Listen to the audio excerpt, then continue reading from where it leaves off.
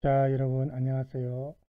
오늘은 우리 저번 시간에 이어서 대학생들의 기부 행동이 자기 효능감과 스트레스 관리를 통해 학업 성취에 미치는 영향, 이 주제를 죄송합니다. 두 번째 시간입니다. 여러분 텍스트 391쪽입니다. 자기 효능감. 자, 이 부분을 일단 우리가 텍스트 하기 전에 간단하게 제가 또 짧은 영상 하나 준비했거든요. 요즘에 기부와 관련해서 다양한 형태의 기부가 있는데 또 새로운 형태의 기부가 있는 것 같아서 제가 이제 간단하게 여러분 소개 겸해서 찾아봤습니다.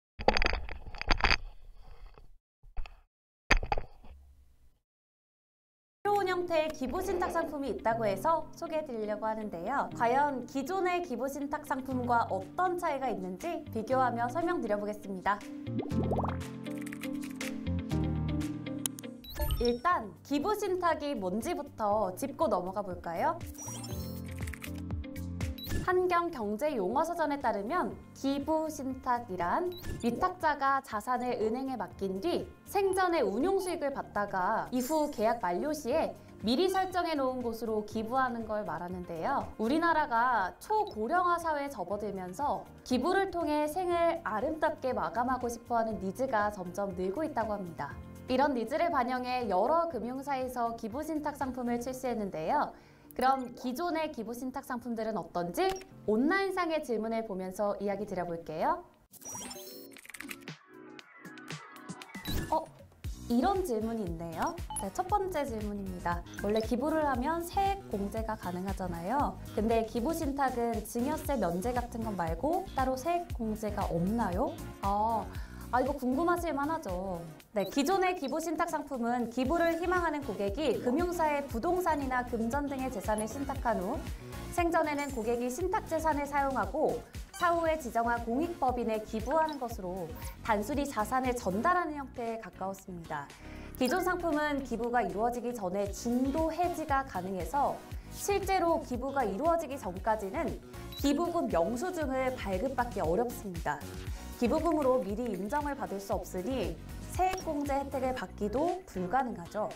하지만 삼성증권의 새로운 형태의 기부신탁은 가입 즉시 기부금 영수증이 발급돼 세액공제를 받을 수 있는 게 큰 차이점입니다. 또 짧게 소개하겠습니다. 이런 종류도 있다는 겁니다. 이거 삼성증권 홍보하는 것처럼 또 생각하면 안 되니까 여기서 끊고요. 그 다음에 간단한 이거는 뉴스인데 이런 분들이 심심찮게 한 번씩 뉴스에 나옵니다만 어쨌든 우리가 여유가 있어야 기부를 한다고 또 보통 생각하는데 아무리 여유가 없고 힘든 삶을 살아도 또 기부를 하시는 분들이 세상에 또 있거든요. 그 내용 짧은 내용이라서 2분짜리라서 잠깐 볼게요. 모은 재산을 이웃을 위해 써달라고 사후 기부를 약속했던 홍계양 할머니가 세상을 떠났습니다. 이 약속 10년 전에 한 건데요. 이후에도 봉사활동을 이어가면서 여생을 헌신했습니다. 박은주 기자가 취재했습니다. 경기 성남시에 위치한 4층짜리 다가구 주택입니다.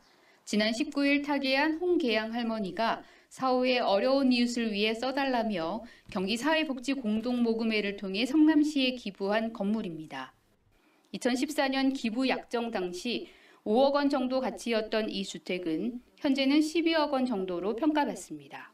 할머니가 홀로 지냈던 내부는 소박하고 단출한 모습입니다. 새로운 것보다는 그것을 계속 다시 사용하고 또 깨끗이 사용하고 또 다른 곳에서 쓸 수 있으면 복지관에 가져다도 주시고 이거 다시 써라. 1934년 부산 출생인 홍 할머니는 21살 결혼한 뒤 상경에 김미영 노점상과 지하철역 청소를 하며 돈을 벌었습니다. 2010년 지병을 앓던 딸을 잃고 3년 뒤 남편마저 세상을 떠나자 할머니는 전 재산을 제2의 고향으로 여기던 성남시에 기부하기로 했습니다. 기부 약속 후에도 자원봉사 활동 등 이웃을 위해 여생을 헌신했습니다. 돌아가신 모습이 너무 편하셔서 아마 하늘나라에서도 편하게 주무실 걸로 생각합니다. 고이 잠드셨으면 참 좋겠습니다. 성남시와 성남동 복지회관, 경기사회복지공동모금회는 무연고자인 할머니를 위해 생전엔 공공요금 납부와 재산관리 등을 사후엔 장례부터 발인까지 도맡았습니다. 늘 고맙다, 사랑한다는 말을 입에 달고 사셨다는 홍계양 할머니. 고단했지만 행복했던 그 삶이 깊은 울림을 남기고 있습니다. KBS 뉴스 박은주입니다. 우리가 이런 내용도 접할 수 있고요. 우리가 뉴스를 보다 보면 이런 분들이 나이 드셔서 이런 분들도 많거든요. 물론 또 정치적으로 보면은 기부들라든지 이런 보수적 노인들 중에 진정한 보수가 아니고 그죠? 어떤 용돈벌이로 얼마씩 돈을 나눠주니까 거기 참여하고 자기 이익만 생각하는 노인들도 있는 반면에 또 이렇게 정말 순수하게 자기 주변에 어려운 사람들을 위해서 자기도 어려운데 그죠? 평생 모은 돈을 기부하는 이런 또 노인분들도 있습니다. 그래서 우리가 어쨌든 아까 삼성정권 그런 내용도 봤지만은 다양한 형태의 기부가 있을 수 있다는 거예요. 그래서 지금 우리가 하고 있는 주제는 대학생들과 관련된 내용이니까 다시 텍스트로 돌아가겠습니다. 대학생들이 이 기부를 통해서 이렇게 자기 효능감을 느낄 수 있다는 겁니다. 이 자기 효능감은 개인의 목표 달성을 위해서 필요한 어떤 행동을 자기가 이렇게 계획을 하고 또 그걸 실천할 수 있는 자기 스스로의 능력에 대해서 자기가 믿고 있다는 걸 표시하는 것이 자기 효능감이죠. 대학생 같은 경우에 대학 생활에서 이제 경험하는 다른 많은 대학생이나 또 다른 교수님이든 선후배든 이렇게 서로 이제 접촉하는 과정에서 경험하지요. 다양하고 지속적으로 상호작용하는 그런 과정을 경험하게 되고 그런 걸 통해서 자신의 어떤 정신적 능력도 이제 알게 되고 그랬는데 이때 경험하는 여러 가지 어려운 복잡한 문제들이나 어려운 것을 이렇게 극복을 함으로써 자기의 능력을 발달시킬 수 있고 또 스스로의 능력에 대한 믿음도 만들어지고 이렇습니다. 이러한 자기 효능감은 성공에 대한 경험 혹은 대리인을 통한 경험 이런 걸 통해서 또 좀 더 촉진될 수 있고요. 또 격려, 다른 사람의 격려나 교수님의 격려나 선배의 격려나 이런 걸 통해서 또 좀 더 자극을 받을 수 또 자신의 실제 성공 경험의 경우에 본인의 경험을 기반으로 하기 때문에 자기 효능감이 더 높아질 수 있죠. 그렇죠? 그리고 자신에게 이렇게 의미가 있는 인물이나 동료나 선배들을 어떤 모델로 삼거나, 그죠? 그렇게 해서 그 사람들의 행동을 관찰하고 거기서 긍정적인 결과를 초래하는 그런 행동이 자신의 행동을 할 수 있도록 자신의 행동에 반영되거나 또 그런 사람들의 행동을 모방하거나 이렇게도 할 수 있습니다. 또 교수들이든 멘토들이든 이런 사람들의 좋은 그죠? 피드백 이런 것도 또 효능감 형성에 영향을 주죠.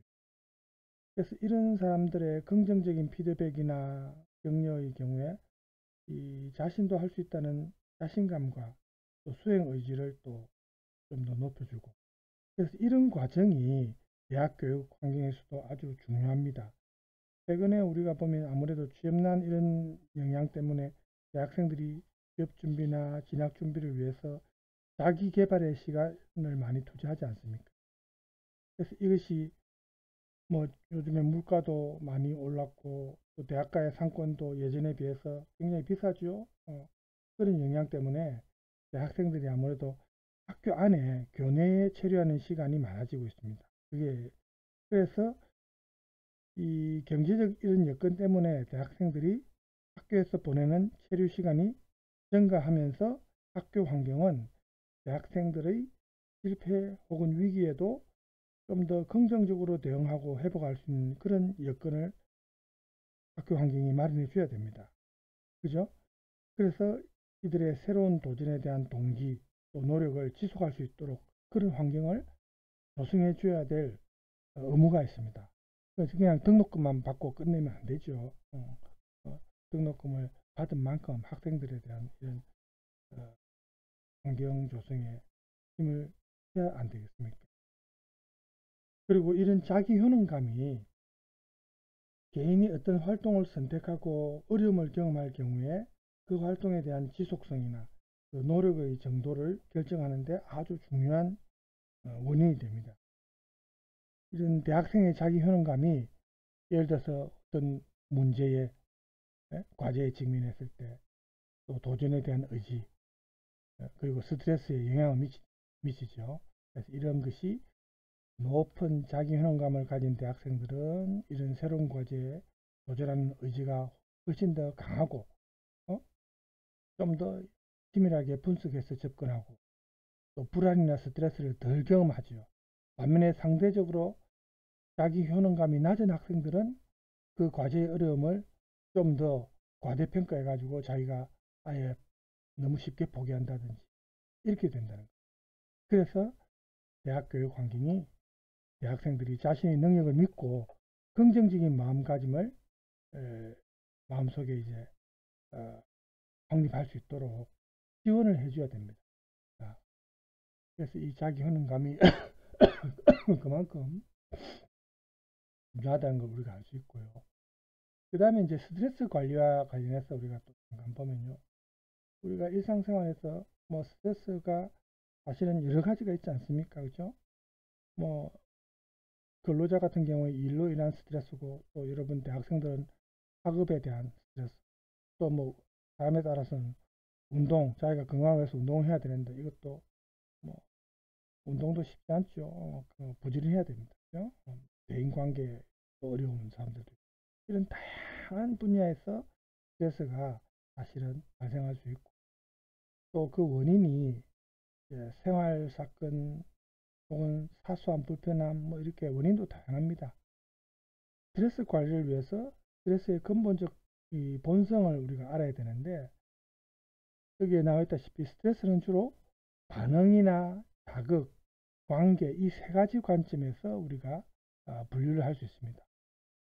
우선 반응 관점에서 보면 스트레스를 생리적인 반응 혹은 징후 이렇게 보는 겁니다. 이제 주로 의학 분야에서 사용되는 표현인데 이 관점의 단점은 발생한 이후의 관점, 즉 사후적 관점이라는 겁니다. 스트레스 반응이 나온 이후에 발생한 이후에 스트레스를 알 수 있다는 거예요. 이게 이제 단점입니다.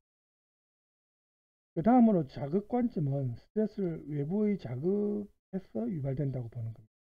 그래서 이 관점도 사회학 연구 분야에서 주로 이제 쓰는 용어인데 이 관점은 똑같은 자극에 대해서 개인마다 반응의 차이를 설명하는 게 좀 개인마다 반응을 설명하기가 좀 어렵다는 단점이 있습니다. 그 다음에 이제 마지막에 이제 관계와 관련된 관점은 스트레스의 원인을 개인과 환경 간의 부적합한 관계로 봅니다. 주로 심리학에서 이제 많이 사용되는 표현인데요. 이 관점은 개인의 주관적 평가와 그 스트레스 반응을 함께 고려할 수 있다는 장점이 있습니다. 그래서 스트레스 관리의 중요성을 이제 강조하는 현대 이제 이 전문가들이 스트레스 상황에서 개인의 인식과 또 그 스트레스를 어떻게 해석하느냐 하는 것이 중요하다고 이제 말을 많이 합니다. 그 관계적 관점에서 스트레스 관리는 스트레스 유발 요인을 제거하는 것이 아니라 개인이 스트레스를 인식하고 거기에 대처하는 방법, 그러니까 학습을 중요시합니다. 그래서 스트레스 관리 교육이 개인이 스트레스 상황에서 적응하고 통제할 수 있는 어떤 대처 방법, 이것을 학습할 수 있도록 지원하는 것이 중요하다는 것. 이러한 스트레스 관리를 통해서 개인이 자신의 행복을 유지하고 개선할 수 있다. 이렇게 말은 이렇게 하지만 사실 스트레스 관리가 사실은 쉽지 않습니다. 그죠? 이런 이론적인 것도 사실은 알면은 훨씬 도움이 되죠. 알면 이제 학습 효과를 통해서 우리가 좀 더 생각하면서 스트레스를 관리할 수 있는 거고, 전혀 모르는 것보다는 물론 낫습니다만 쉽지 않습니다. 그 다음에 이제 여러분 학업 성취와 관련해서 이 학업 성취라는 것이 결국은 우리 대학생들이 교육 과정을 통해서 지식과 뭐 어떤 기능 이런 거를 성취하는 과정이고 또 결과인데, 이런 학업 성취를 통해서 교육 목표의 달성 정도를 우리가 알 수가 있죠. 그리고 이 학업 성취가 학생 개개인이 지각하고 있는 학습 달성의 정도, 이렇게 우리가 보통 생각을 하는데, 평가하기 위해서는 여러 가지 방법이 사실 있습니다. 그래서 그 관련 연구들이 지금 여기에 보면 이렇게 많이 나와 있거든요. 학업 성취와 관련된 연구들이. 특히 심리적, 환경적 요인들하고 학업 성취 간의 관계, 이런 연구들도 있고요. 또 대학생들의 경우에 심리적 요소로서 자기 조절을 할 수 있는 동기, 자기 조절의 동기와 학업적 자기 효능감이 학업 성취에 중요한 영향을 미친다는 연구도 나와 있고, 어쨌든 다양한 연구가 있습니다. 뭐 대학 진학 초기에는 외부에서의 동기가 주도적일 수 있지만 대학 생활을 쭉 진행하면서는 내재적 동기의 영향이 상대적으로 커진다. 그리고 학업 성취 수준이 높은 대학생들은 그들의 학업 성공을 자신의 능력과 노력, 즉 학업적 자기 효능감으로 거기에서 원인을 찾는다. 이렇게 연구 결과가 있습니다. 그래서 이렇게 이제 다양한 연구가 있다는 거. 자, 그러면 우리 이 텍스트에서 지금 이번에 시간에서도 얘기했지만 이 대학생들의 기부 행동과 자기 효능 간의 어떤 관계에 대해서, 그죠?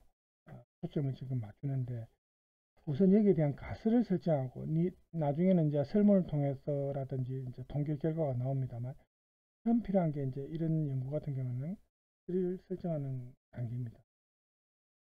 그래서 자기 효능감이 어떤 특정 과제를 수행할 때 필요한 행동을 조직하고 실행하는 데 있어서 자신의 능력과 믿음으로 이제 가능하다는 것. 또 자기 효능감이 높은 학생들은 거기에 대한 세부적인 목표를 세우고 그 목표를 기준으로 해서 자기 효능감을 강화시키는 이런 긍정적인 피드백을 통해서 좀 더 효과를 높인다는 것. 또 자기 효능감과 기부에 관한 선행 연구들을 쭉 보면요, 자기 효능감이 이런 기부와 관련된 부정적 반응을 감소시킨답니다. 그래서 이제 기부하고 싶은 마음을 갖게 만들고요. 사회적 지지를 통해서 자아 고갈이 SNS 기부 참여에 대한 부정적인 면을 이제 낮추고 자기 효능감을 수단으로 기부 참여에 긍정적인 영향을 미치는 것으로 보통 그런 연구 결과가 많습니다. 그래서 이 자기 효능감이 기부 캠페인 참여에도 긍정적 영향을 미친다든지 이런 식으로 대학생들의 기부가 사회 참여 활동을 유도한다는 것. 그리고 자기 효능감은 어떤 기획 같은 외적 요인하고 자기가 가지고 있는 지식이나 감정 같은 내적 요인, 이 두 가지 다 영향을 받습니다. 내적 요인과 내적 요인. 특히 이 감정이라는 것이 자기 효능감에 많은 영향을 미친답니다. 긍정적인 분위기는 자기 효능감을 높이고요. 그러니까 기부 행동 때문에 나도 기부할 수 있다, 이런 뿌듯한 그런 어떤 자신감, 이런 긍정적인 분위기가 자기 효능감을 높이는 것으로 본다는 거죠. 이렇게 기부를 통해서 대학생들은 자신의 행동이 실제로 주변 환경에 긍정적 영향을 미칠 수 있다는 것을 자기가 직접 이제 체험을 하게 되니까, 그죠? 그래서 이런 게 이 대학생들의 자기 효능감을 높이는 결과를 낳는다는 거죠. 그래서 대학생들의 기부 행동과 자기 효능감 사이에는 긍정적인 상호 영향력이 있다는 거죠. 그래서 이런 관계가 개인의 사회 참여 의식 그리고 행동에 중요한 역할을 할 수 있다는 가설이 수립된다는 거죠. 지금 여기 나와 있죠. 이렇게 그 다음에 대학생들의 기부 행동과 스트레스 관리 능력 간의 관계에 대해서도 마찬가지입니다. 자선단체에 기부한 경험이 있는 개인의 어떤 그 기부 동기 이런 걸 파악하고 이러한 기부 동기 요인이 기부 행동에 어떤 영향을 미치는지 이제 살펴볼 수 있죠. 이때 기부한 사람이 자기가 기부한 후에 경험한 어떤 만족도에 따라서 기부 동기가 기부 영향에 미치는 영향이 달라질 수 있다는 거예요. 즉 기부한 후에 만족도에 따라서 이렇게 기부 행동이 달라질 수 있기 때문에 만족을 경험하면 이제 계속해서 다시 기부를 하게 된다는 겁니다. 타인에게 또 기부를 권장하는 이런 행동도 할 수 있고 그래서 기부에 참여하는 활동 자체가 벌써 자신의 주관적 욕구가 충족될 수 있죠. 그리고 만족감이나 이런 내재적 보상을 또 받게 되죠. 이런 긍정적 감정 상태가 자신에게 주어진 업무를 지속하는 원인이 된다는 겁니다. 이런 선행 연구들이 많이 있습니다. 그래서 이런 기부가 개인의 자기 효능감과 사회적 연결감을 강화시키고 이런 것 때문에 스트레스 대응 능력이 향상된다는 겁니다. 왜냐하면 기부 활동이 긍정적인 정서를 유발하고 그래서 이것이 스트레스 해소에 도움이 된다는 겁니다. 결과적으로 대학생들이 일상생활에서 이렇게 겪게 되는 스트레스를 좀 더 효과적으로 관리할 수 있게 해준다는 겁니다. 그래서 이것도 이렇게 가설이 만들어진다는 거죠. 대학생들의 기부 행동과 스트레스 관리 능력 간에 이렇게 가설이 만들어질 수 있고요. 그 다음에 자기 효능감과 학업 성취 간의 관계도 가설이 설정된다는 겁니다. 자기 효능감은 개인의 목표 달성을 위해서 필요한 행동을 조직하고 실행할 수 있는 스스로의 능력에 대한 믿음을 말하는데 학업적으로 자기 효능감이 높은 경우에 학업 목표의 달성을 위해서 끈기와 노력을 지속적으로 기울입니다. 그래서 나중에 높은 학업 성취를 거둘 수 있는데 이런 자기 효능감이 학업에 직접적인 영향을 줄 뿐만 아니라 목표에 도달하기 위해 끈기 있게 답을 찾게 만드는 간접적 영향을 또 주기도 한다. 그래서 자기 효능감이 높을수록 과정을 수행하려는 긍정적인 동기를 갖게 되고 더 많은 노력을 기울인다는 겁니다. 이렇게 자기 효능감이 여러 연구를 통해서 이렇게 학업 성취에 영향을 준다는 걸 알 수가 있고요.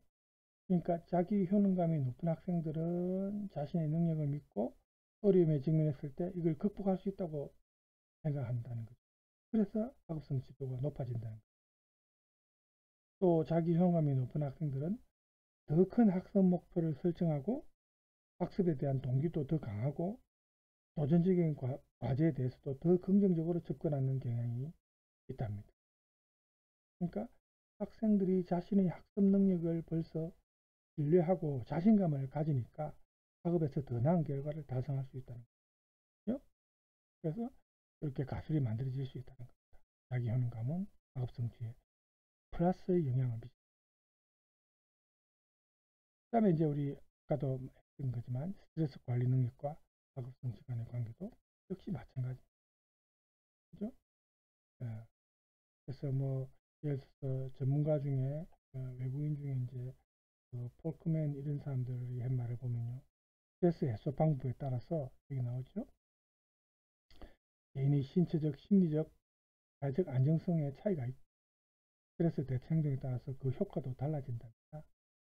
이 스트레스 대처 방식을 스트레스를 주는 그 환경에서 내적인 욕구와 외적 욕구를 자기가 조절하거나 또 줄이거나 그래서 그 상황을 견디려는 어떤 노력, 인식에 의한 노력이든 또 행동으로 인한 노력이든 이런 거를 스트레스 대처 방식으로 이제 사람은 정의를 했습니다. 즉 스트레스로 인한 피해를 최소화하려는 자신의 노력이라고 보는 거죠. 이 스트레스 대처 방식을 또 뭐 구분하면 문제지향적 대처 방식이 있고 정서지향적 대처 방식이 있답니다. 문제지향적 대처는 문제의 원인을 직접 해결하거나 변화를 시도하는 노력이고 정서지향적 대처는 스트레스로 인한 감정적 고통을 줄이기 위한 어떤 인지적 반응이다.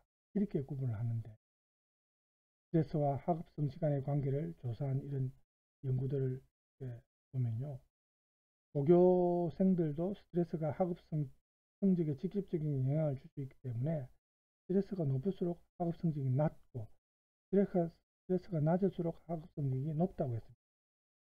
또 뭐 아동의 심리적 스트레스 수준이 학업 성취에 미치는 영향을 조사한 연구도 있는데, 여기에서는 보니까 스트레스 수준이 낮을수록 학업 성취가 역시 높고, 그죠? 그래서 이런 게 결국은 보여주는 게 뭡니까? 스트레스가 낮을수록 학업 성취에 긍정적인 영향을 미친다는 거죠. 그죠? 그러니까 스트레스 관리 능력이 뛰어난 학생들이 학업의 압박과 이런 도전을 좀 더 효과적으로 극복할 수 있다는 겁니다. 그죠? 뭐 예를 들어서 그 시험 기간 동안에 스트레스를 효과적으로 관리하는 학생은 좀 더 공부에 집중을 할 수 있고요. 아무래도 성적도 더 좋은 결과를 얻을 확률이 높죠. 반면에 스트레스 관리 능력이 부족한 학생들은 학업 수행에 좀 어려움을 겪으니까 성적 하락과도 연관이 있겠죠. 그래서 스트레스 관리가 학업 성취의 중요한 요소라는 겁니다. 그래서 학생들이 성공적인 학문적 경력을 쌓기 위해서라도 이 필수적인 기술, 테크닉으로 볼 수 있다는 거죠. 그런 가설을 우리가 수립할 수 있다는 겁니다. 이렇게 도표로 이제 모양을 만들었습니다. 뒤에는 이제 연구 방법이 나옵니다. 표본 설계와 측정 도구 해가지고 지금 여기에 보면은 대학생들을 대상으로 온라인 설문조사를 했다죠. 자료 수집 기간은 2023년 12월 1일부터 12월 15일까지고, 연구자는 이 연구 목적과 내용을 설명한 후에 이 학생들의 동의를 얻어가지고 총 320명의 대학생으로부터 설문지를 수집했답니다. 그래서 여기에 보면은 특정 항목이 지금 이렇게 나와 있습니다. 그렇죠? 뭐 예를 들어서 정보에 기반한 개인의 기부, 이렇게 보면은 특정 항목에 보면 나는 기부하기 전에 해당 단체나 목적에 대한 충분한 정보를 조사하는 편이다. 기부할 단체를 결정할 때 그 단체의 성과와 신뢰성에 관한 정보가 매우 중요하다고 생각한다. 나는 기부 관련 정보를 쉽게 접근하고 이해할 수 있어야 한다고 생각한다. 정확하고 투명한 정보에 기반한 기부가 기부 문화를 더 건강하게 만든다고 믿는다. 이런 항목들, 그죠? 질문을 항목을 설정했고, 또 협동 및 커뮤니티 중심의 기부에서 보면 나는 주변 사람들과 협동해서 기부를 하는 편이다. 우리 지역사회의 필요에 맞춰 그룹이나 조직과 함께 기부활동에 참여하는 것을 선호한다. 친구들, 가족, 이웃과 함께 기부활동을 기획하고 실행하는 것에 적극적으로 참여한다. 커뮤니티 주도의 기부활동에 참여할 때 더 큰 만족감을 느낀다. 이런 항목이죠. 질문이. 온라인과 디지털 기부. 요즘에 여러분들이 이제 많이 하는 항목을 보면요. 나는 온라인 플랫폼을 통해 기부하는 것을 선호한다. 나는 소셜미디어, 웹사이트, 앱 등 디지털 수단을 이용해 정기적으로 기부한다. 디지털 기부 방식은 전통적인 기부 방식보다 편리하다고 생각한다. 나는 디지털 플랫폼을 통해 기부 관련 정보를 얻는 것이 유용하다고 생각한다. 이런 항목이 특정 항목. 마지막으로 자기 효능감은 나는 내가 기부를 함으로써 실질적인 변화를 만들 수 있다고 믿는다. 어려운 상황에 직면했을 때 나는 문제를 해결할 능력이 있다고 확신한다. 나는 내가 설정한 목표를 달성할 수 있는 능력이 있다고 느낀다. 나는 개인적인 노력이 주변 사람에게 긍정적인 영향을 미칠 수 있다고 생각한다. 이런 이제 특정 항목. 그 다음에 이제 남은 두 개가 스트레스 관리와 학업 성취입니다. 스트레스 관리 항목을, 특정 항목을 보면요. 나는 일상생활에서 겪는 스트레스 수준을 잘 인식하고 있다고 느낀다. 스트레스를 받을 때 나는 효과적인 방법으로 이를 관리할 수 있다고 믿는다. 나는 취미활동, 운동, 명상 등을 통해 스트레스를 해소하는 데 효과적이라고 생각합니다. 나는 스트레스 관리를 통해 일과 삶의 균형을 유지하는 데 성공하고 있다고 느낀다. 그 다음에 마지막 학업 성취. 이제 아까 우리가 마지막 했기 때문에 이런 특정 항목이 있다는 거 간단하게 넘어갈게요. 이렇게 특정 항목을 설정해 가지고 또 설문을 하는 겁니다. 이렇게 연구하는 목적은 아무래도 다양한 그 변수들이 있으니까 이 변수들하고의 관계와 또 이 특정 결과물에 끼치는 영향을 이제 탐구하는 데 이제 초점을 맞추는 거죠. 그래서 나중에 보면 이제 중간에는 제가 이런 거 생략하겠습니다. 우리가 또 이렇게 세세하게 했다는 거, 그죠? 이런 걸 알면 되고요. 분석 결과가 이제 있죠. 특정 항목이 얼마나 신뢰할 수 있는가, 타당한가, 이런 특성도, 그죠? 또 우리가 아까 앞에 나왔던 연구 가설, 그죠? 이 연구 가설의 검증 결과도 우리가 또 확인할 수 있고.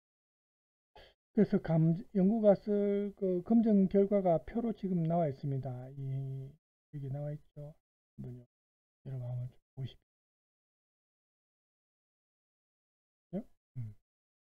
그래서 이런 이제 결과를 토대로 우리가 내릴 수 있는 결론은 이 연구가 대학생들의 기부 행동을 협동 그리고 커뮤니티 중심의 기부, 그 다음에 온라인 및 디지털 기부, 또 정보에 기반한 개인의 기부, 이렇게 세 가지로 구분을 했는데, 이러한 기부 행동과 자기 효능감, 스트레스 관리, 학업성 시간의 관계를 모델로 해서 이제 검증을 했죠.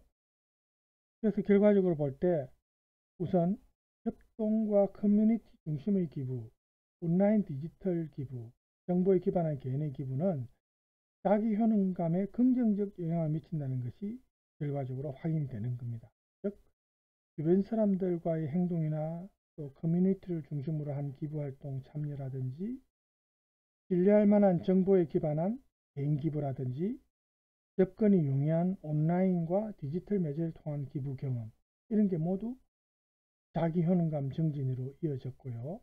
그래서 이런 것이 대학생들이 기부 참여를 통해 형성한 이런 뿌듯한 만족감, 자신감, 이런 긍정적 분위기가 기부 행동에 대한 기억이나 이런 감정을 자기의 내적 요인으로 삼아서 자기 효능감을 향상시킨다는 것이 결과적으로 우리가 알 수 있는 거죠. 그러니까 학생들이 기부 활동을 통해 자신의 능력을 인식하고 이것을 발휘하는 데 큰 도움이 된다는 겁니다.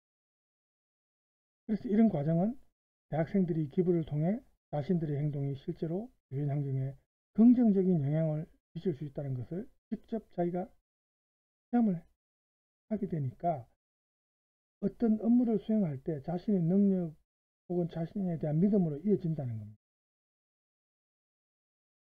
그 다음에 두 번째는 협동 및 커뮤니티 중심의 기부, 온라인 및 디지털 기부, 정보에 기반한 개인의 기부, 이런 것이 스트레스 관리에도 긍정적 영향을 미치는 것이 결과를 통해 알 수 있습니다.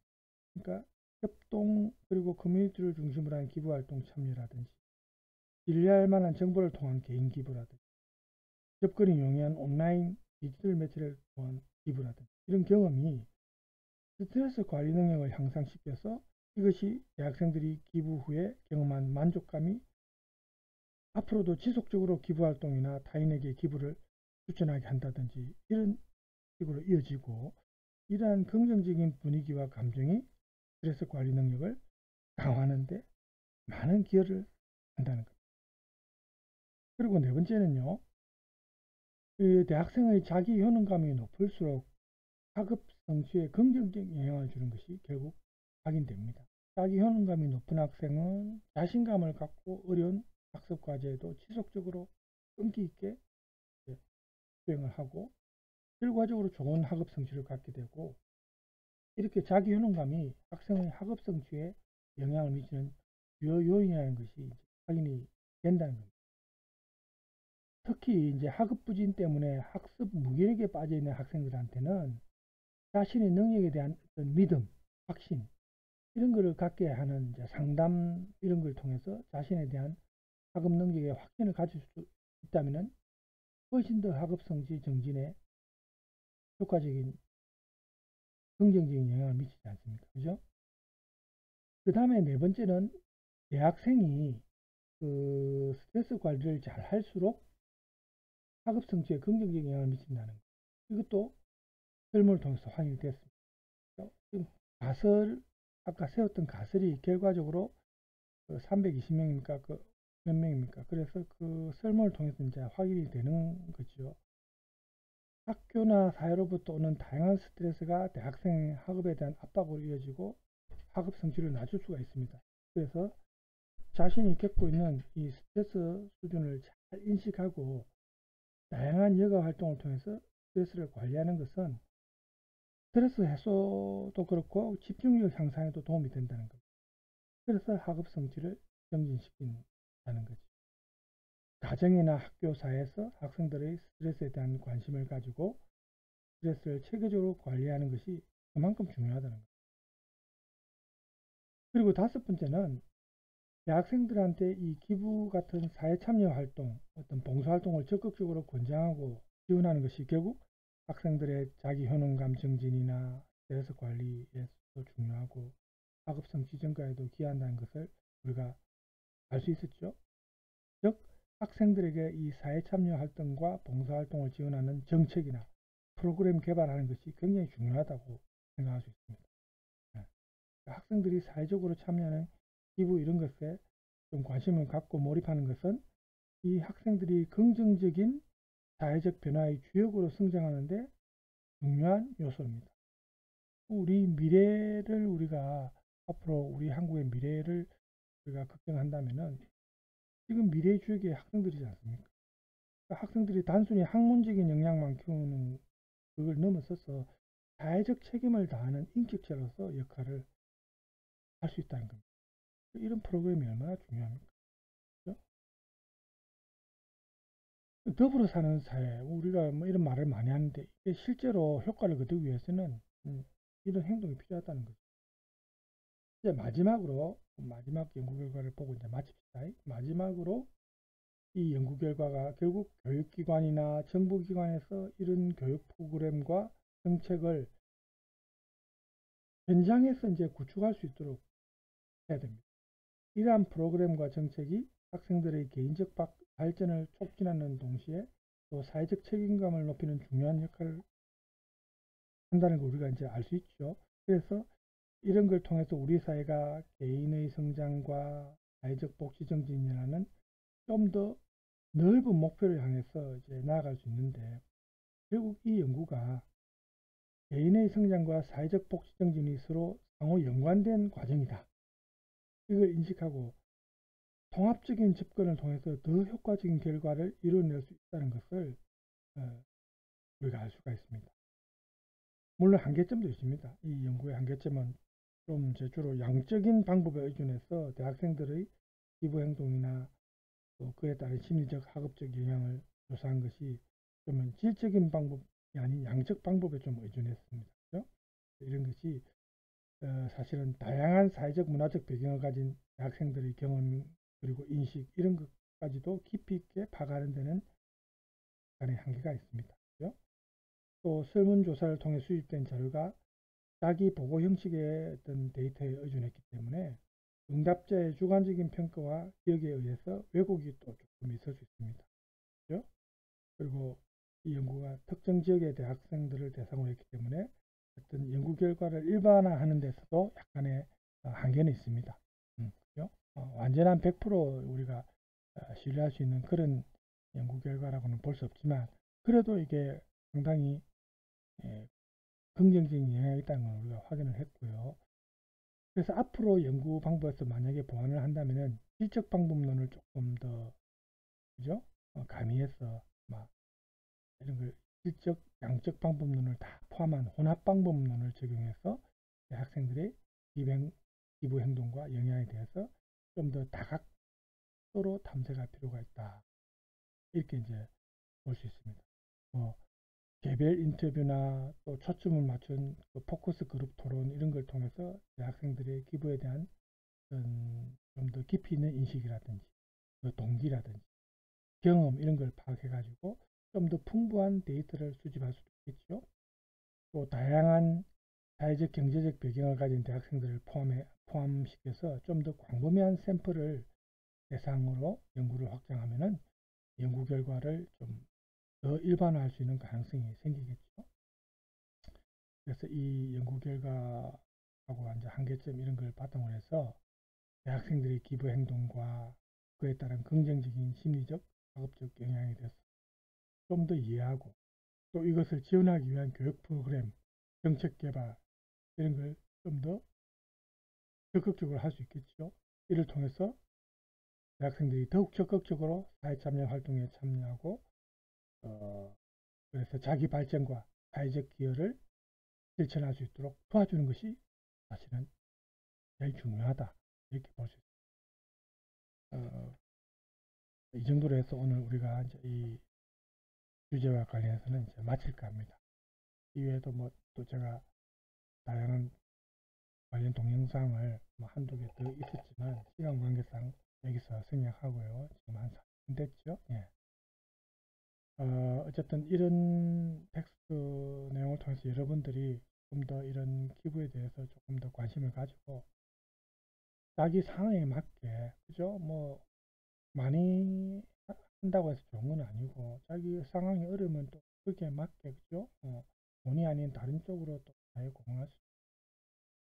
그래서 얼마든지 다양한 방식이 가능하니까 우리가 이런 텍스트를 통해서 여러분들의 마인드가 더불어 사는 사회라는 그런 공동체 일원으로서의 마인드를 갖게 되었다면 이 수업의 어떤 주제에 맞는 게 아닌가 이런 생각이 듭니다. 자, 여러분 오늘 수고 많이 하셨고요. 다음 시간에는 또 다른 주제로 만나도록 하겠습니다. 여러분 감사합니다.